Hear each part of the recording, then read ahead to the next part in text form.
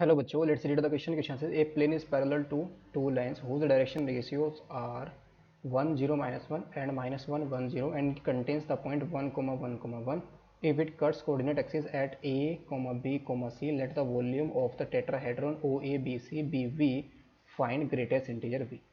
So यहाँ पर हमें greatest integer v की वैल्यू फाइंड आउट करनी है.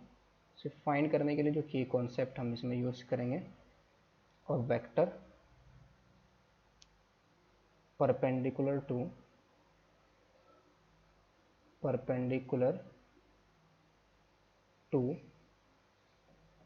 Vector A perpendicular to vector A and vector B both. ये हमारे पास किसके इक्वल होता है? अगर हम इसको लेट कर ले vector C is equal to ये आ जाएगा vector A cross vector B. और जो वॉल्यूम ऑफ हमारा टेट्राहेड्रॉन होगा, वॉल्यूम ऑफ टेट्राहेड्रॉन ये हमारे पास आ जाएगा 1/6 और इंटू में आ जाएगा scalar triple product of vector A vector B vector C. यहाँ पर हमारा जो vector A vector B and vector C है, इसका हम क्या ले लेंगे? मॉडुलस भी ले लेंगे मॉड के अंदर, बिकॉज पॉजिटिव आना चाहिए. और ये वेक्टर ए वेक्टर बी हमारे पास क्या है? ये जो ओ ए बी से है ना, ये ए का पोजीशन वेक्टर आ जाएगा, ए वेक्टर है, और वेक्टर बी हमारा बी का पोजीशन वेक्टर, और ये आ जाएगा हमारे पास सी का पोजीशन वेक्टर वेक्टर सी. तो इसका जो हमारा स्केलर ट्रिपल प्रोडक्ट ले लेंगे 1/6 into scalar triple product of vector A vector B vector C, तो हमारा वॉल्यूम ऑफ टेट्राहेड्रॉन हो जाएगा. सुनो, क्वेश्चन के अंदर में जो गिवन है, प्लेन हमारा is parallel to the two lines whose direction ratios are 1 0 minus 1 minus 1 0 1. Now plane is parallel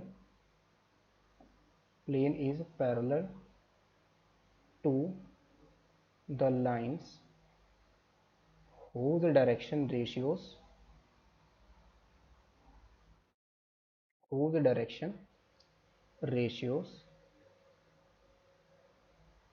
क्या है?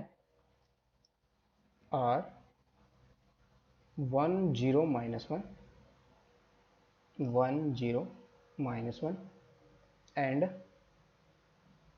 दूसरे का डायरेक्शन रेशियो हमारा क्या है? -1 1 0. ये हमारा दूसरे का डायरेक्शन रेशियो है.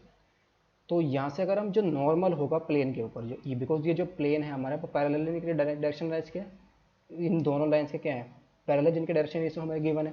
तो प्लेन के ऊपर जो नॉर्मल होगा वो क्या होगा? इन दोनों लाइन के जो डायरेक्शन वेक्टर होगा इनके ऊपर परपेंडिकुलर होगा. तो दिस इंप्लाइज यहाँ से हमारे पास क्या आ जाएगा? नॉर्मल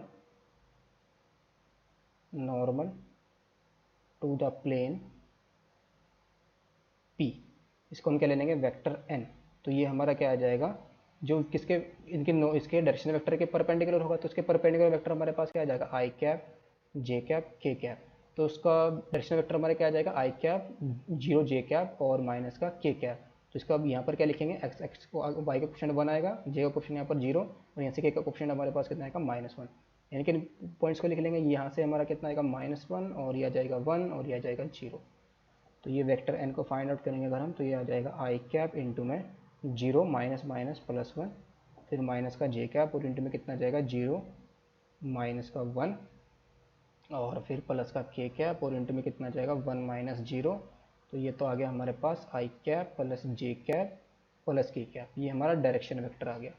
चलिए, normal to the plane, normal आ गया प्लेन का. अब ये जो प्लेन है वो किसको कंटेन कर रहा है? Plane contains the point 1 1 1. इसको कंटेन कर रहा है, तो इट मीन जो प्लेन है हमारा 1 1 से पास कर रहा है. So now the plane passes through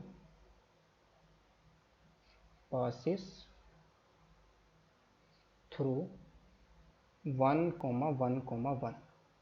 So this implies equation of plane ये हमारे पास क्या आ जाएगी? R vector dot N vector is equal to आ जाएगा हमारे पास N vector dot vector A. यहाँ से वेक्टर ए फॉर्म करेंगे तो आ जाएगा I cap J cap K cap. तो आर डॉट एन ही हमारे पास कितना जाएगा? X plus Y plus Z आ जाएगा, बिकॉज एन वेक्टर हमारे पास क्या था? I cap J cap K cap. Are vector हमारे पास क्या आ जाएगा? एक्स आई कैप प्लस वाई जे कैप प्लस जेड के कैप. और एन डॉट वेक्टर ए, तो ये हमारा एन वेक्टर का है आई कैप जे कैप की कैप, और ये हमारा कितना है? 1 1 1. तो यहाँ से आई कैप जे कैप का डॉट प्रोडक्ट हमारा कितना जाएगा? 1 + 1 + 1. तो ये वैल्यूज़ आ जाएगी हमारे पास x plus Y plus Z minus का 3 इज इक्वल टू 0, या 3 को राइट साइड में अगर हम रखें तो ये आ जाएगा हमारे पास x plus Y plus Z is equal to 3। तो ये हमारा क्या आ गया, प्लेन आ गया। तो यहाँ से अगर हम इसको 3 से डिवाइड करें तो x upon 3 plus Y upon 3 plus Z upon 3 is equal to 1। तो ये हमारी एक प्लेन की इक्वेशन आ गई। और ये क्या कर रहा है, कोऑर्डिनेट्स को कहाँ पर कट कर रहा है, एक्सिस को ए पॉइंट पर, बी पॉइंट पर, सी पॉइंट कर रहा है। यानी कि एक्स एक्सिस का कोऑर्डिनेट हमारे पास क्या आ जाएगा, ए, बाई एक्सिस का बी आ जाएगा, जेड एक्सिस का सी आ जाएगा।